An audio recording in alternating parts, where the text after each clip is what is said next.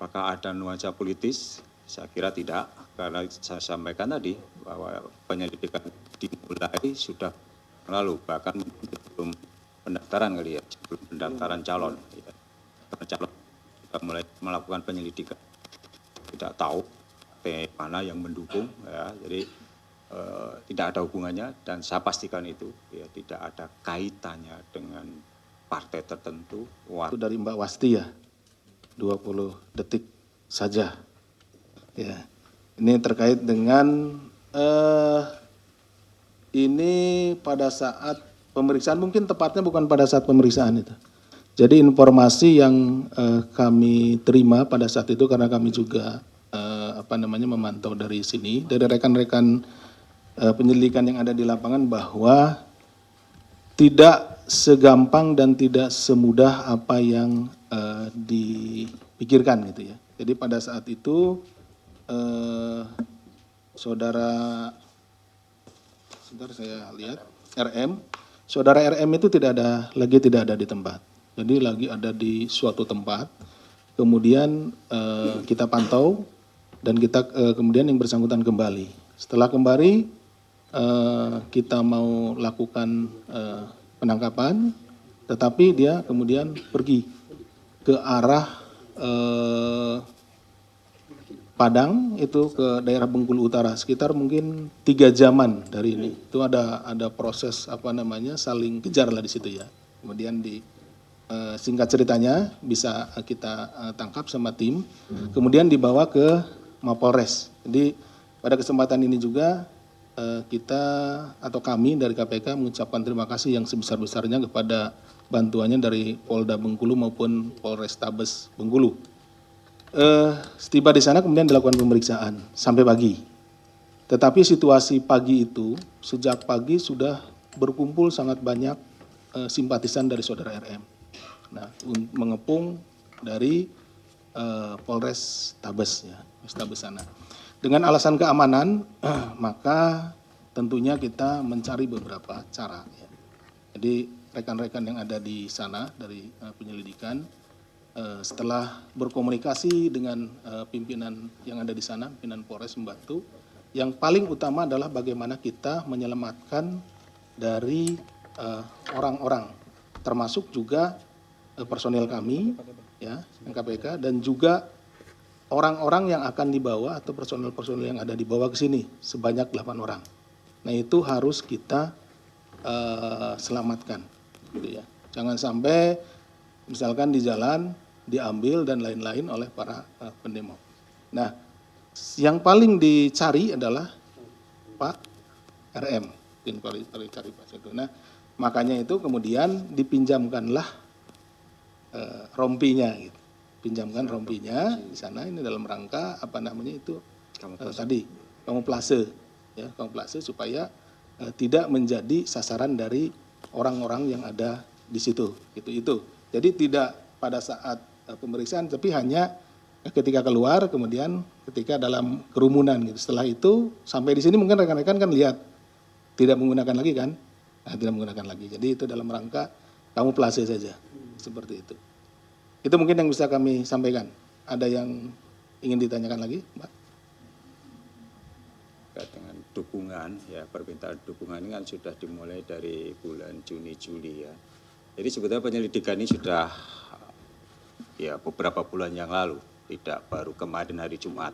Kita dapat informasi dari masyarakat bahwa akan ada penyerahan uang. Itu titik puncaknya, tetapi rangkaian kegiatannya sendiri atau menurut bahasa kalian itu operasinya itu sudah lama lewat klarifikasi, verifikasi dari pelapor masyarakat yang mengikuti rapat-rapat itu ya menyampaikan ke KPK, kita verifikasi kebenarannya, kemudian dari hasil rekaman, karena pelapor juga menyampaikan rekaman terkait pertemuan-pertemuan itu, sampai kemarin hari Jumat itu ada informasi dari pelapor bahwa akan ada penyerahan uang. Nah, kita baru turun, jadi panjang rangkaiannya. Dan ya kalau dilihat dari bukti-bukti chatting WA yang berhasil diamankan HP-nya itu tergambar jelas ya bahwa uang ini untuk nanti tim sukses. kan begitu. Jadi tim sukses, ada permintaan uang untuk kelompok ini, untuk warga sini dan seterusnya, ada itu dalam percakapan itu. Artinya apa? Ya memang ya sesuai dengan yang arahan RM, dia minta dukungan dari masing-masing kepala OPD, kepala dinas ya. Dia menjadi tim sukses dan ada instruksi perintah untuk menghimpun sejumlah dana ya, termasuk ya lewat apa potongan dari PTT ya, perbaikan tunjangan TPP kok PTT, TPP ya, tunjangan perbaikan penghasilan pegawai itu dipotong, termasuk juga dari ya iuran mungkin dari pengusaha dan lain sebagainya itu ya, tujuannya untuk ke sana.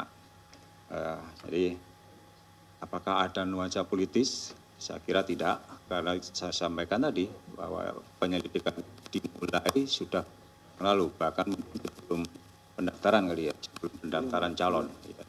Karena calon sudah mulai melakukan penyelidikan, tidak tahu mana yang mendukung, ya. Jadi tidak ada hubungannya dan saya pastikan itu ya tidak ada kaitannya dengan partai tertentu, warna tertentu. Ya, ini murni penindakan itu karena berdasarkan informasi dari masyarakat ya, dan mungkin juga dari para pegawai yang merasa keberatan untuk membayar iuran yang diminta oleh RM tadi. Kemudian ya bagaimana mencegah money politik ya. Saya setelah kejadian ini mendapat WA dari beberapa nomor yang enggak saya kenal, dia menyampaikan, Pak, ini di daerah tertentu juga sama, gitu kan. Dia sebut bahkan sudah dalam taraf TSM, terstruktur, ya, sistematis, masif. Dan ya ini kan sudah lama fenomena seperti ini kan, gitu kan. Bahkan dari kajian KPK bersama LIPI dan juga Mendagri sendiri kan sudah melakukan penghitungan rata-rata berapa sih biaya yang dibutuhkan oleh seorang kepala daerah itu ya, tingkat 2 itu kalau nggak salah ya itu 20 sampai 30 miliar. Kemudian tingkat provinsi sekitar 50 miliar. Itu baru untuk mencalonkan loh ya, biaya kampanye. Belum tentu menang. Kalau mau menang ya 2 kali lipat atau 3 kali lipat ya, konon seperti itu. Jadi kemenangan itu ya banyak bergantung pada sejumlah uang nanti yang akan diberikan kepada masyarakat kan seperti itu. Salah satunya itu membeli suara. Ini yang biaya yang paling besar, termasuk juga untuk honor dari para ya pendukungnya kan seperti itu kan, saksi-saksi dan lain sebagainya itu tadi. Itu membutuhkan biaya yang sangat besar dan ya tentu membutuhkan kemampuan keuangan yang tinggi juga. Ya, memang tidak harus dari calonnya ya, kebanyakan mencari sponsor kan begitu. Mencari sponsor termasuk antara lain ya dengan cara-cara seperti ini kan, mencari dukungan dengan menjanjikan nanti kalau saya menang kamu tetap jadi kepala dinas dan lain sebagainya. Ya. Kalau nggak mendukung, kalau saya menang nanti saya ganti.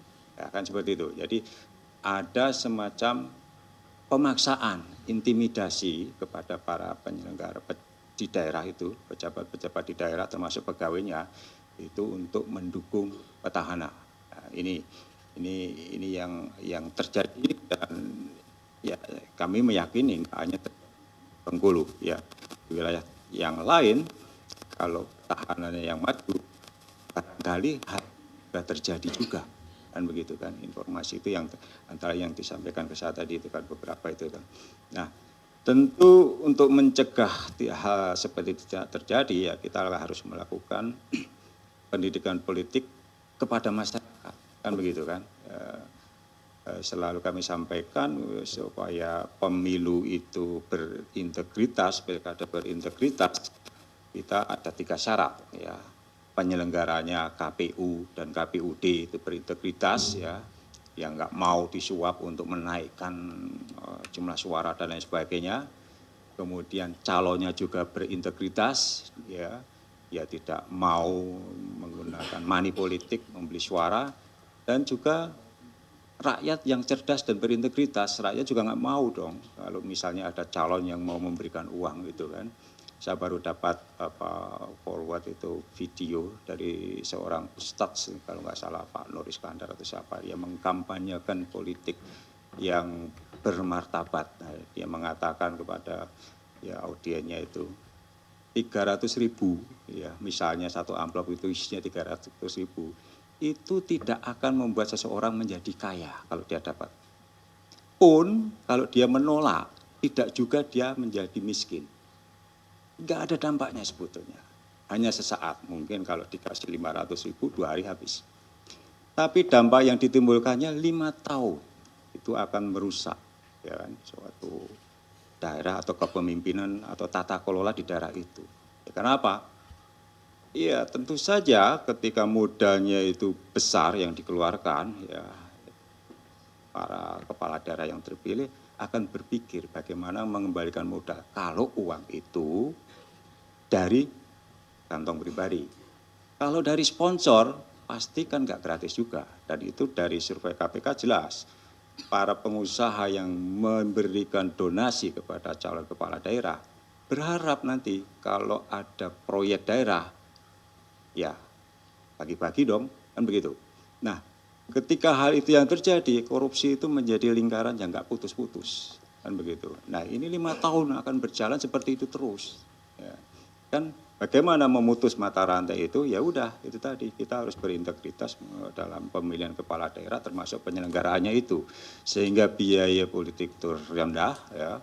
Calon-calon juga enggak banyak mengeluarkan dana, ya, dan masyarakat juga mendukung calon-calon yang berintegritas. Nah itu kan idealnya seperti itu yang kita harapkan ya, pemilunya pilkadanya dapat berlangsung dengan baik ya, itu tadi.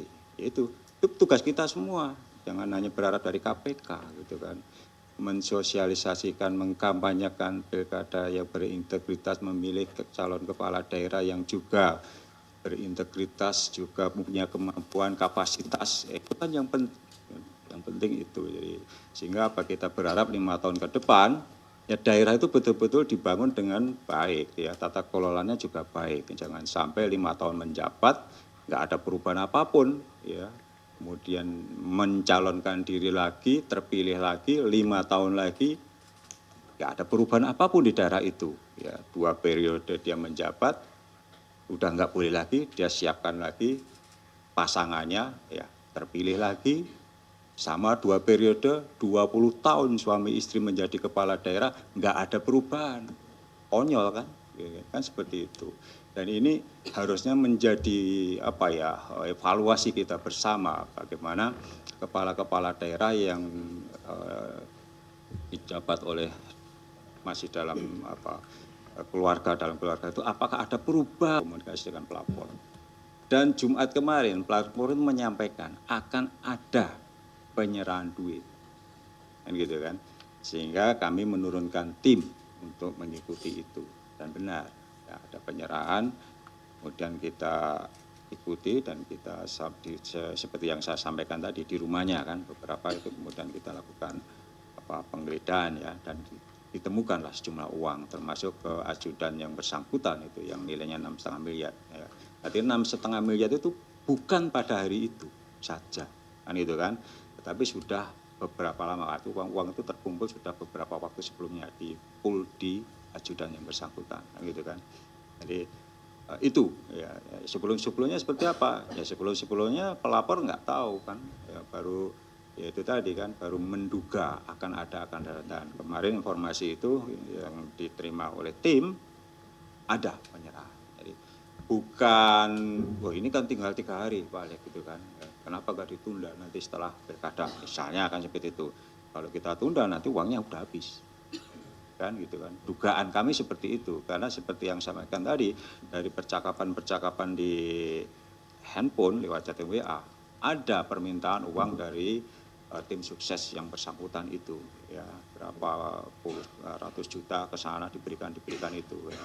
Kami khawatir kalau lewat itu ya sudah selesai, sudah semua sudah terbagi kan begitu kan, makanya kami memutuskan untuk melakukan penindakan sekarang ya, ya apakah itu tidak mengganggu, oh enggak gitu kan, nanti kan di dalam pencoblosan nanti yang bersangkutan kan masih ada, bukan dicoret loh ya bukan dicoret itu, tidak kan. Nanti di dalam kotak suara itu masih ada beliau itu sebagai calon kepala daerah. Ya. Sekarang terserah masyarakat kan begitu, terserah masyarakat untuk memilih kan begitu kan. Ya kalau pendukungnya masih loyal dengan beliau pasti dengan memilih apapun risikonya kan seperti itu. Jadi bukan terus kemudian dengan kita tetapkan sebagai tersangka kemudian nama yang bersangkutan itu dicoret dalam pemilihan besok, enggak. Apa surat suaranya pasti sudah ada kan, ya itu kan nggak mungkin juga diganti atau dipatahkan. Jadi pilkada tetap berlangsung terus dan kalau terpilih pasti juga nanti akan dilantik mungkin ya kan, dilantik biasanya begitu, baru setelah itu kita berhenti. Biasanya mekanismenya sebelumnya kan seperti itu. Pernah kan KPK itu melakukan OTT, saya agak lupa di Bupati di Jawa Timur itu, ya Tulung Agung ya, terpilih dia, kan tetap dilantik waktu itu ya, tetap dilantik, tapi kemudian baru setelah itu diberhentikan, kan begitu. Jadi mekanisme pilkada, mekanisme pemilihan itu masih tetap berlangsung, tidak ada persoalan, silahkan ya rakyat yang menentukan pilihan, kan begitu. Tetapi penegakan hukum juga harus dilakukan konsisten, itu sesuai dengan kecukupan alat bukti. Saya kira itu. Jadi nggak ada apakah ini pesanan dari pesaingnya, sama sekali enggak. Kita juga nggak tahu.